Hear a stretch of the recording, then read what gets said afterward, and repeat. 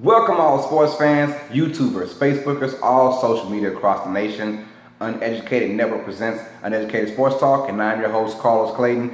And we just finished talking about the Kyrie Irving trade that went down, the blockbuster. But during that, we had another blockbuster development going on. Before we get into that, those who are watching this, please subscribe, like, comment, share to Uneducated Network, where you see my show and the rest of these shows that we got going on. Please subscribe if you haven't. Please subscribe to Uneducated Network.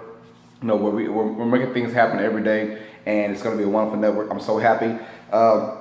If you guys haven't watched my Floyd Mayweather versus Conor McGregor special episode, me and my colleagues were on there. It is on.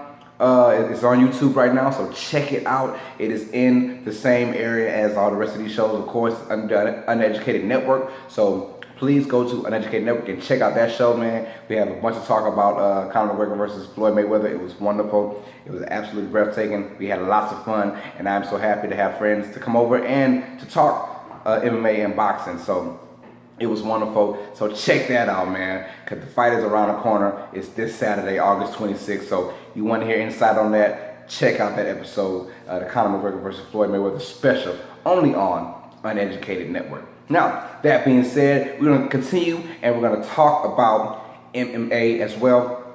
While the Kyrie Irving trade blockbuster went down, another development story came out. Jon Jones, who is the light heavyweight champion of the UFC, just defeated Daniel Cormier just a few weeks ago in the UFC 214.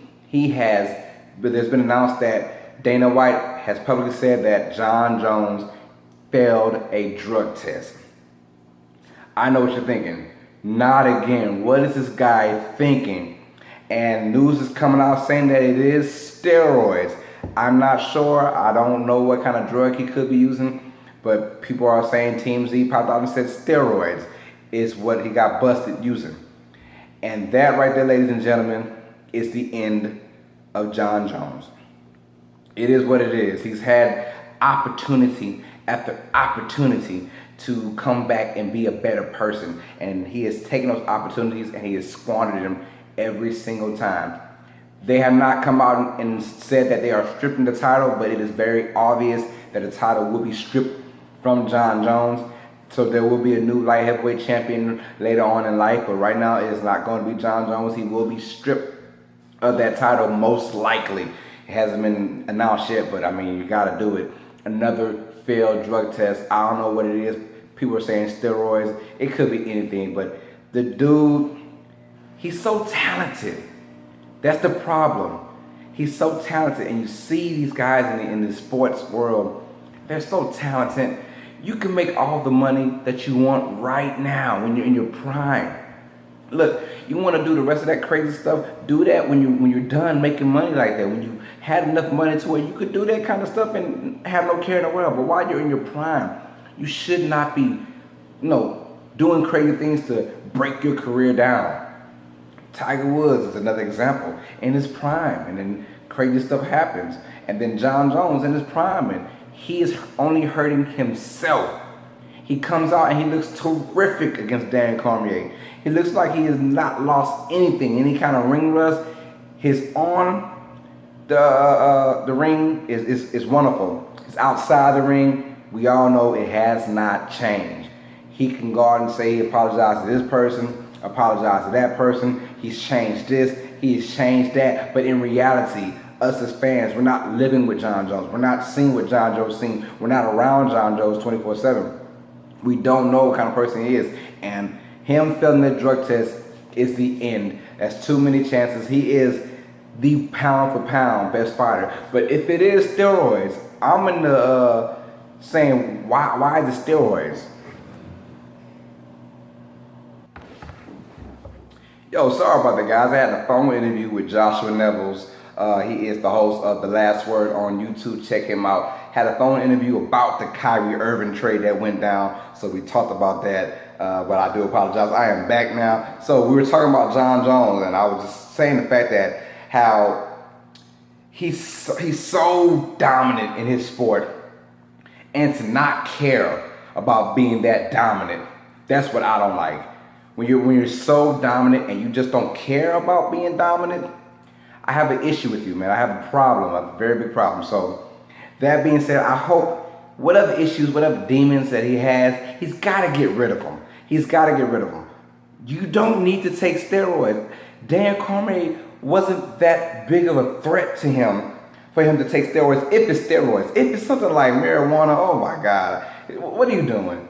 All these guys smoking this weed for no freaking reason. I don't understand. But with that being said, I hope he gets everything taken care of. Jon Jones is the pound for pound best fighter in the game. And he's only going to hurt himself and ultimately probably hurt the sport. This is a black eye for the sport right now. Jon Jones already gave him one black eye. This is two black eyes now. And I know Dana White is livid. He is livid what's going on. Because Jon Jones is the money man. He had the whole him versus Brock Lesnar thing going on. Jon Jones could probably face either, I don't know what it is, but he already faced a year and a half suspension, something like that. He could face, I don't know about a lifetime ban, but now you're talking maybe 2-3 years of being out. Or they could go the lifetime ban. I don't know how far UFC will take it. But Jon Jones, he's got to know better. You are a grown man trying to feed your family. What are you doing taking these steroids or hurting yourself by failing drug tests? As simple as that. You know, I understand he has his brothers in football and they have money as well. But like at the same time, you are the mega attention when it comes down to your family, when it comes down to your sport. You are the guy, and you're letting everybody down around you. I think he just doesn't care. That's what it seems like. He could apologize to every person in the world, and it's not going to faze me. I don't know what they're going to do, but most likely they will strip his title, and UFC has to start from scratch because your boy Conor, any situation can go down in this boxing match, and where he could be out of UFC because he's focused on the crazy big paydays now. Anything can happen. You could lose Conor McGregor and Jon Jones. Now who's your star? Who's your guy that's going to take you up there? Because it was Jon Jones. We all know about Jon Jones versus Brock Lesnar, like I said. That was a mega cash cow probably within the next year or two. That's not happening. That is scratched out now. We just saw Jon Jones at SummerSlam and taking a picture with John Cena. And you figured, oh, that's Jon Jones is taking a picture with John Cena. Well, we didn't realize, just a couple of weeks ago, he was, taking steroids or smoking something up. He failed some drug test. I don't know what it is. I'm going to keep reiterating that. I don't want to actually say what it is until we find out the proven facts. But it's a shamble. It's a shame. It's hurtful to the sport. And, Jon Jones, whatever you got going on, fix it. Take care of it. But I'll tell you this, guys like me, we are done rooting for guys like you. I rooted for you the first time to come back. You did what you had to do. We all thought you came back better.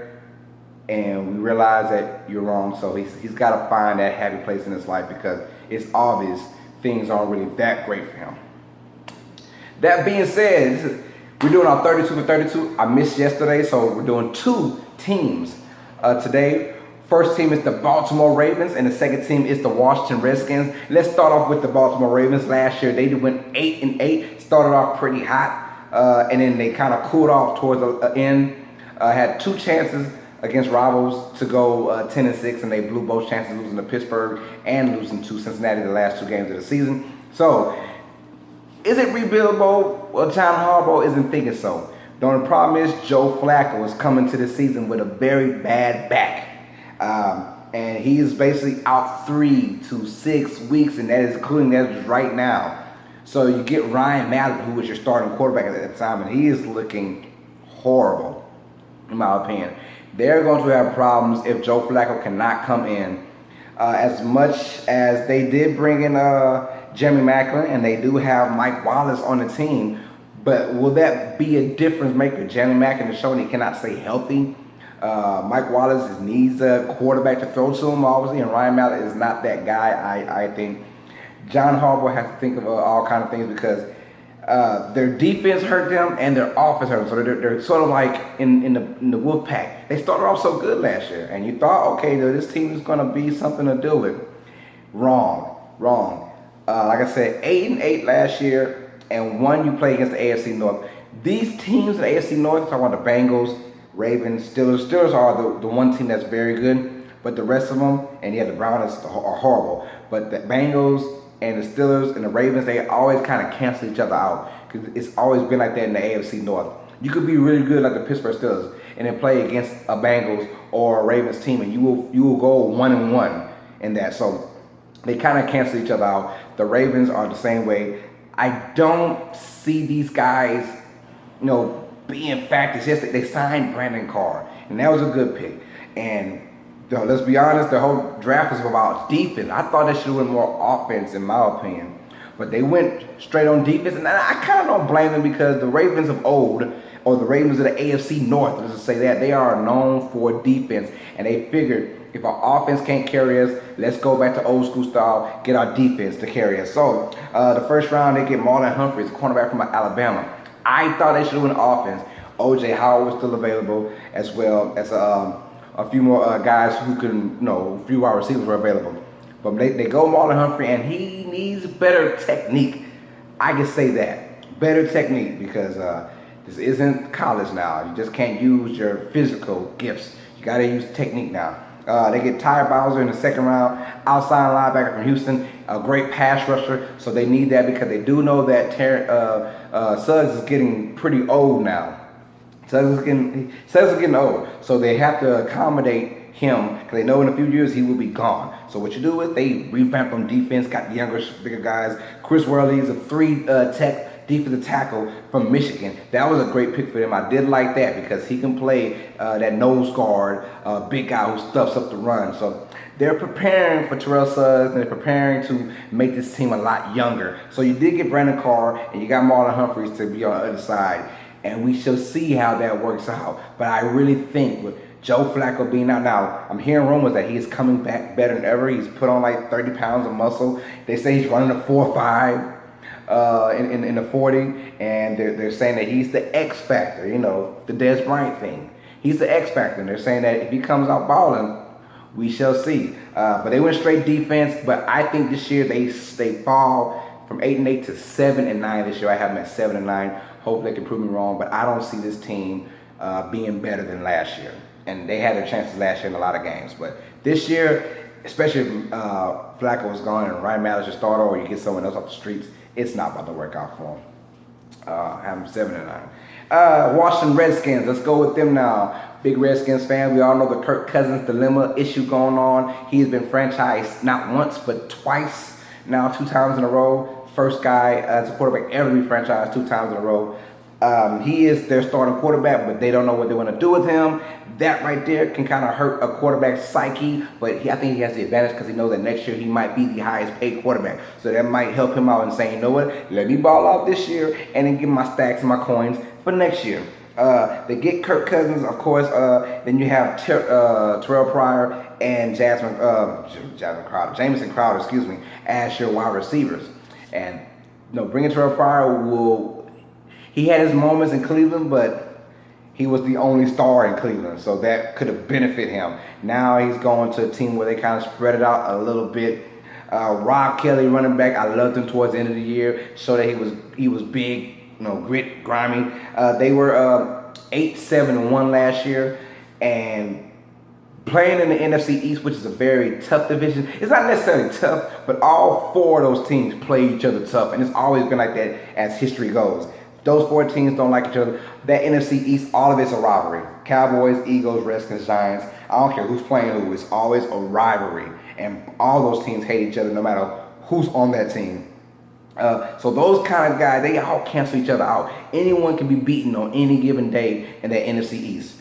So you get Rob Kelly, who's a grinder now. I like him, so check him out for fantasy. He might be big next year. And then the defense is what they really looked at. Ryan Kerrigan is the only bright spot for this team, to be honest. The rest of this Washington team, they are horrible on defense. They ranked at the bottom list of overall defense. That's the reason why Kirk Cousins threw for so many yards, threw so many times, had a lot of touchdowns. They were always playing from behind. That's why he got his numbers. So you wanna know, when you stat hunt, he's stat hunting, and it's not his fault because the team was always down. But when you stat hunt, it makes you look good. So he's gonna go with those stats and say, "Look what my stats say." I did throw for almost 70%, so he did lead the league in percentage, and that's good for him because he's going to make a lot of money next year, whether it's with the Redskins or another team. So Kirk Cousins is about to get paid, I'm telling you right now. But let's go with the draft. They focus heavily on defense because Lord knows they need defense. They get the steal of the draft. The 17th pick, that means 16 teams, including my Saints, passed up on Jonathan Allen. He had a shoulder injury, and all the doctors noticed it. But I'm like, I will take him. They pass up on so many guys, pass up on him for so many players. Jonathan Allen, I thought it was the kid from LSU, the safety. And then I thought it was Jonathan Allen was the second best player. I thought Jamal Adams was 1 and Jonathan Allen was 2. Jonathan Allen is a beast. He's going to be very, very good. And Redskins should be lucky and blessed. Blessed, praying to the Lord above that they got Jonathan Allen because he is a difference maker, and he will show it. He said he feels as good as he did 4 years ago. He said he's fresh, he's ready to go. He said the shoulder doesn't hurt him. So a lot of these teams are going to be wishing they picked up on Jonathan Allen because he is a beast. The shoulder injury, come on, man. I'd have got him quick, fast, and hurry. But that was a perfect spot for the Redskins. They should be happy. They get Ryan Anderson in the next round, outside linebacker. Doesn't have great technique, but his hands are good. He has very good hands. But they need a pass rush off the edge. You have Ryan Kerrigan. Now you need someone else to come off the edge. That is Ryan Anderson from Alabama. So back-to-back Alabama guys. Bama just holds it down. Their first 3 or 4 rounds of every draft is, I promise, feels like 20 Bama players get drafted. And then they go Fabian Morrow, cornerback. And he's a pick for the future. He's from UCLA. Basically a pick for the future. He had a torn pectoral this year, and he's pretty much going to be red-shirted, and they're going to use him for next year. But he is a great, he's another cornerback from another secondary player from the Pac-12, and they are DB University, DB Conference. Not university. A lot of teams want to hold on to that university, title, DB University, but they are DB conference, which is the Pac-12. They got all kind of DBs coming out of that. So I think that Fabian Moore will be great for them next year, but they're thinking about the future. So I like that. He is going to be a great talent for them. Washington, I don't see them changing. Their defense needs so much help. And my thing is, rookies don't just come on in and revamp everything in 1 year. It doesn't happen. You would love for Jonathan Allen to be just this stud, and he will be, but it won't be enough for the Redskins to get over that hump. And they play in the NFC East where you have the Giants and you have the Cowboys, and then you have the Eagles who look pretty good as well. So I have the Redskins at the bottom of the NFC East, but they finished 8-8. So when you're 8-8 in the bottom of the NFC East, or bottom of your division at 8-8, that means that is a very good division. NFC East, NFC South, AFC West, I think are the 3 best divisions in football right now.